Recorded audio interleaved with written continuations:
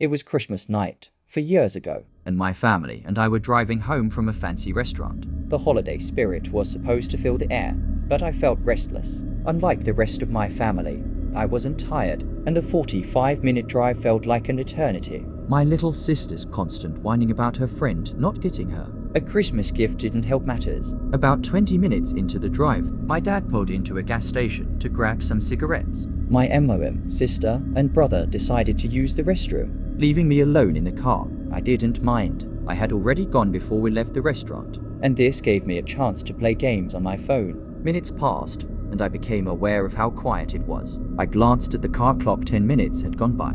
I started to wonder what was taking my family so long. That's when I looked up and froze. A man was standing outside the gas station, staring directly at our car. I hadn't noticed him before, and I had no idea how long he had been there. He wasn't standing under the bright lights of the station, but the dim shadows made him even more unsettling. His face was blank, no smile, no frown, just a cold, empty stare. He looked middle-aged, about 5'9", and he didn't move. My chest tightened as I tried to ignore him, but when I glanced back, he was still watching me. My fear turned to panic when he took a step toward the car. I gripped my phone tightly, ready to scream. But at that exact moment, my dad returned with the rest of the family. Relief washed over me as they climbed back into the car. My dad muttered something about an argument with the cashier, but I wasn't paying attention. I was focused on the man. He was still there, still staring, but now his expression had changed. His face twisted into an annoyed scowl, as if my dad's arrival had interrupted him. As we drove away,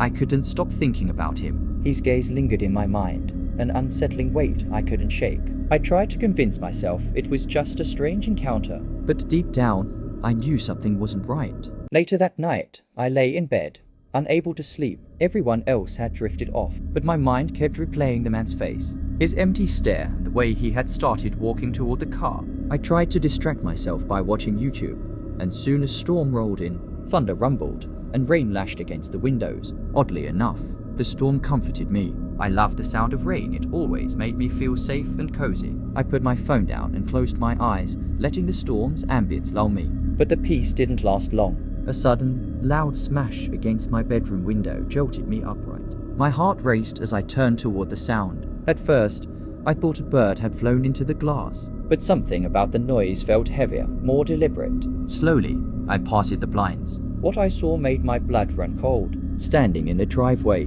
right by my parents' cars, was the same man from the gas station. He was staring up at my window, his face partially illuminated by the streetlight. When our eyes met, he did something that still haunts me to this day. He grinned. It wasn't a friendly smile. It was wide and sinister, a grin that seemed to stretch too far, as if he were enjoying my fear. I screamed. My dad burst into my room seconds later, demanding to know what was wrong. I pointed to the window, barely able to get the words out. The man from the gas station, he's outside. My dad's face darkened. He grabbed a baseball bat from the closet and told me to call the police. My hands trembled as I dialed, struggling to explain what was happening. Within 10 minutes, flashing red and blue lights illuminated our street. The police searched the property, and to my horror, they found the man hiding in our shed. He was arrested on the spot, but the fear didn't end there. The next morning, my dad inspected the house and discovered that the handle on our back door had been damaged. The man had been trying to break in. I shudder to think what might have happened if he had succeeded. That Christmas, instead of feeling joy and warmth, I was left with a chilling reminder of how close we had come to danger. Even now, 4 years later, I can still see his grin when I close my eyes. It's a memory I'll never forget, a true Christmas nightmare. It began with a small, inconspicuous card. I was walking downtown, weaving through the holiday crowds, when something brushed against my ankle. Looking down, I saw it lying on the pavement, a weathered piece of cardboard. The corners frayed, the colors faded. The bold crimson text read, "Santa's hotline. Call now. Redacted." At first, I thought nothing of it. Some cheap holiday promotion, probably. But as I walked home, the image of the card lingered in my mind, gnawing at my thoughts. Something about it felt off. When I got home, Bobby was sprawled on the couch, flipping through TV channels. "Hey babe," he greeted without looking up. "Anything interesting happened today?" I shook my head, tossing my bag onto the counter. "Nope, just the usual." I didn't mention the card, though I couldn't stop thinking about it. Later that night, as we sat on the back porch sharing a joint, I finally brought it up. I found something weird today, I said, pulling the card from my pocket. Bobby squinted at it, then laughed. Santa's hotline? Seriously? That's gotta be some kind of prank. Probably, I said. But his reaction only made my curiosity grow. You should call it, he urged, grinning. What? No way. It's probably some scam. Come on, Maggie, he said, nudging me. What's the worst that could happen? It's probably disconnected anyway. I rolled my eyes but pulled out my phone. Fine, but if this turns out to be some creepy telemarketer, you're buying me dinner. I dialed the number. The line rang twice before an automated voice answered, cheerful and booming. Ho-ho-ho, Merry Christmas. Thank you for calling Santa's workshop. Our system is not set up to accommodate speakerphones to avoid the prying ears of boys and girls. We hope you understand. Press 1 to leave your wish list information, or press 2 to check your naughty or nice status. Bobby leaned forward, his eyes sparkling with amusement. Press 2, he whispered. I hesitated. Then press 2. The cheerful tone vanished, replaced by a tense silence. Then, a woman's voice came through, low and frantic. Megan Richmond, she asked. I froze. Who is this? Call back when Bob is out of the house, she whispered. It's imperative. What the hell are you talking about? I demanded. The line went dead. I stared at my phone, my heart pounding. Bobby raised an eyebrow. What they say? It's just some stupid prank. I lied, slipping the phone into my pocket. But deep down, I knew it wasn't. The next day, Bobby left for work early. I waited until his car disappeared down the street before grabbing my phone and dialing the number again. The line rang longer this time. I was about to hang up when the jingle bells played again. Ho-ho-ho, Merry Christmas. I pressed 2 immediately. This time, the voice on the other end was deep and commanding. Santa knows what's on the top shelf of the left cupboard, it said. Dump the contents into the trash, but use a colander. Look at the pebbles within. What the hell does that mean? I snapped. The line disconnected. I stared at the phone, a chill running down my spine. Against my better judgment, I walked to the kitchen and opened the cupboard. On the top shelf was a container of protein. Powder Bobby had bought me during my pregnancy. My hands trembled as I dumped the contents into a colander. A fine, chocolatey dust sifted through the mesh, leaving behind small green granules. What the hell? I whispered. Mech.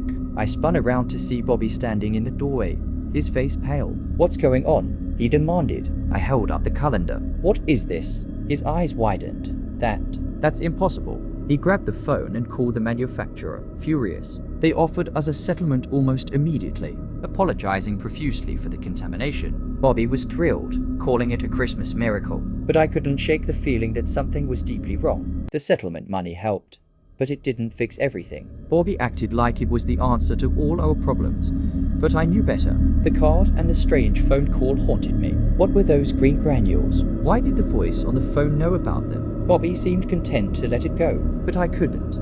I started checking the cupboards obsessively, wondering if there was something else hidden in our home. Every time Bobby left for work, I'd pick up the card, staring at the number, debating whether to call again. One cold morning, I finally gave in. I dialed the number, and this time, I didn't hesitate.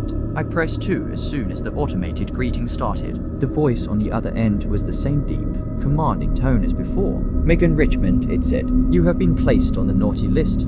Do you understand why? My stomach churned. No, I whispered. You are lying. The voice said, sharp and accusatory. I'm not, I protested. The line went silent for a moment. Then the voice returned, softer now. You've ignored the signs. The powder in the cupboard was just the beginning. He's hiding more from you. Who? Bobby? The voice didn't answer directly. Instead, it said, check the crawl space under the house. A chill ran down my spine. Why should I trust you? Because Santa always knows, the voice replied. Then the line went dead. I stared at the phone, my heart racing. The crawl space? We never used it. It was a dusty, cramped space that we hadn't touched since moving in. But the voice had been right about the cupboard. What if it was right about this too? I waited until Bobby left for work, then grabbed a flashlight and a crowbar. The entrance to the crawl space was a small hatch in the corner of the laundry room. It took some effort to pry it open, but eventually, I managed to lift the panel and peer inside. The air was thick with dust, and the faint smell of mildew made my stomach turn. I shone the flashlight into the darkness, my heart pounding. At first, I didn't see anything unusual, just old insulation and cobwebs. But then, in the far corner, something glinted in the light. I crawled inside, the rough wood scraping against my palms and knees. As I got closer, I saw what had caught the light, a small metal box, half buried in the dirt. I pulled it out, brushing off the dust and grime. The box was locked, but the lock was old and rusted. A few strikes with the crowbar broke it open. Inside, I found stacks of cash, a small handgun, and a collection of photos. The photos made my blood run cold. They were of me walking to work, shopping for groceries, sitting on the porch. Some were recent, but others were from years ago, before I'd even met Bobby. My hands shook as I flipped through the pictures. How long had someone been watching me? Mick, I froze. Bobby's voice echoed from the laundry room. What are you doing down there? I shoved the box behind me, my heart racing. Just cleaning up, I called, trying to keep my voice steady. Need any help? No, I've got it. I waited until I heard his footsteps retreat. Before climbing out of the crawl space, I hid the box in the back of my closet, burying it under a pile of old clothes. That night, I couldn't sleep. Every time I closed my eyes, I saw the photos, the cash, the gun. Who had put them there, and why? The next morning, I called the hotline again. Ho-ho-ho, Merry Christmas. I pressed 2. The deep voice answered immediately. Did you find the box? Yes, I said. What the hell is going on? Who's watching me? The voice was silent for a moment, then said, The truth is closer than you think. Check his phone. I hung up, my hands trembling. Bobby's phone was always locked, but I knew the passcode his birthday. While he was in the shower, I grabbed it from the nightstand and unlocked it. At first, I didn't see anything unusual, but then I opened his messages. There were dozens of texts from an unknown number, all recent. She's starting to ask questions. Keep her distracted. If she finds out, it's over. My stomach churned as I scrolled through the messages. Who was he talking to? And what were they hiding from me? I heard the water shut off and quickly put the phone back. My mind raced as I tried to piece everything together. The powder, the photos, the texts, none of it made sense. But one thing was clear. Bobby was lying to me. I spent the next few days pretending everything was normal, but inside, I was unraveling. I kept calling the hotline, desperate for answers, but the voice only gave me cryptic clues. Look in the attic. Check the car's glove compartment. Ask him about December 15th. Every clue led to more questions. In the attic, I found a journal filled with Bobby's handwriting detailed, notes about my daily routines, my favorite foods, even the way I styled my hair. In the glove compartment, I found a second phone, filled with messages to the same unknown number. The final clue, December 15th, sent a chill down my spine. That was the day Bobby and I had first met. I confronted him that night. Bobby, I said, my voice shaking. Who were you texting earlier? He froze, his eyes narrowing. What are you talking about? Don't lie to me, I snapped. I saw the messages. Who's watching me? His face darkened. You've been going through my phone. That's not the point, I shouted. What the hell is going on? For a moment, he just stared at me, his expression unreadable. Then he sighed and sat down. You weren't supposed to find out, he said quietly. Find out what? He looked up at me, his eyes filled with something I couldn't quite place guilt. Fear? It's complicated, he said, but you have to trust me. Everything I've done, it's been to protect you. Protect me from what? He didn't answer. Instead, he stood up and grabbed his coat. I need some air, he muttered, heading for the door. Bobby, wait. But he was already gone. That night, I called the hotline one last time. Ho-ho-ho, Merry Christmas. I pressed 2. The deep voice answered immediately. You've done well, Megan, it said. The truth is almost within your grasp. What truth? I demanded. Who are you? What do you want from me? The voice chuckled, low and menacing. Santa always knows who's been naughty or nice, it said. And Bobby? He's been very, very naughty. The line went dead, and for the first time, I realized the voice wasn't just guiding me, it was toying with me. The next morning, Bobby didn't come home. His car was gone, and his phone went straight to voicemail. I didn't know whether to feel relieved or terrified. But when I opened the front door, I found a package on the porch, wrapped in bright red paper. There was no return address, just a tag that read, Merry Christmas, Megan. Inside, I found another stack of photos, but this time, they weren't of me. They were of Bobby meeting with strangers in dark alleys, handing over envelopes of cash, carrying what looked like a body into the woods, and at the bottom of the stack was a single photo of me, taken through the window of our bedroom. Bobby wasn't in the picture, but someone else was. Someone wearing a red suit and a wide, sinister grin. And that was the last time I called Santa's hotline. I know it sounds crazy, but it's true. It started as a faint sound, a shrill, distant siren, like an air raid warning, but almost too high-pitched. At first, I thought it was just a random noise, something my brain had picked up in the background. But soon, it wasn't just the sound. There were other signs. Plants in town started dying. It wasn't just the usual seasonal change. It was as if the life had been drained out of them overnight. I tried to ignore it, but the siren grew louder, closer. People around me didn't seem to hear it, though I asked a few neighbors, but they just looked at me like I was losing my mind. I remember the first time I really felt it. I was driving home one night, and the siren pierced through the night air again. This time, it was different. The sound seemed to resonate in my chest, like it was vibrating my bones. My head throbbed with the pressure of it. I pulled over, hoping to get a grip on myself, but then something even stranger happened. The water in the river nearby began to steam, as if it was boiling. Fish floated lifelessly on the surface, their bodies stiff and still. Birds, too, struggled to fly, their wings flapping uselessly as they tried to escape the unseen force. I watched in horror as the misty fog rolled in, thick and unnatural. It wasn't just a fog, it was almost like a living thing, swirling around the trees and buildings. When I got home, I tried to sleep, but the siren was still there, echoing in my head. It felt like it was inside me, gnawing at my thoughts. And then, the next morning, I woke up to find that more animals had died. Birds, squirrels, even a few cats and dogs. It was as if something was draining the life from everything around me. The days that followed were a blur of confusion and fear. The siren never stopped. It grew louder, more insistent, like it was calling to me. I couldn't escape it, no matter how hard I tried. It was like it had become a part of me, a constant presence in the back of my mind. The fog continued to roll in, thickening the air and making it hard to breathe. People started to notice the strange things happening around town, the dead animals, the wilting plants, the boiling water, but no one seemed to understand what was causing it.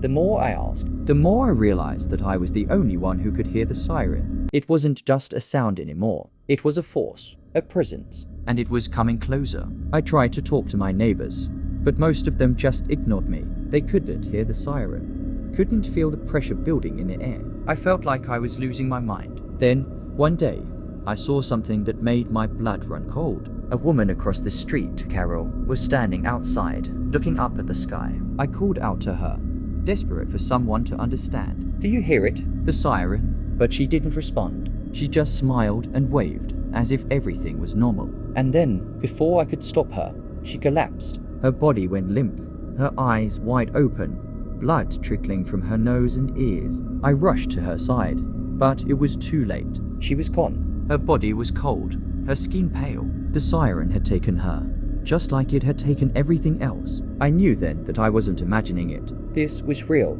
and whatever it was coming for us all. The days that followed were even worse. The siren never stopped, and the strange occurrences became more frequent. The air felt thick, like it was pressing down on me, suffocating me. My mind raced with thoughts of what could be causing it. Was it some kind of weapon? A government experiment gone wrong? Or something far worse? Then, one morning, I stepped outside to find a baby in the middle of the street. It was naked, sitting in the middle of the broken road, surrounded by the wreckage of cars and buildings. The baby looked up at me, its eyes wide and dark, like it had seen something no one else could see. I tried to approach, but as I did, the baby started laughing. It wasn't a normal laugh, it was manic, like it was enjoying the chaos around it. I froze, my heart pounding in my chest. What was happening? What was this thing? The baby's laughter grew louder, more disturbing. It was as if the sound was coming from everywhere at once, filling my head with a deafening roar. My vision blurred, and I stumbled backward, falling to the ground. When I looked up, the baby was gone, disappeared, just like everything else. I don't know what's happening, but I know one thing for sure. The siren is real, and whatever it is, it's not done yet. It's coming for us all.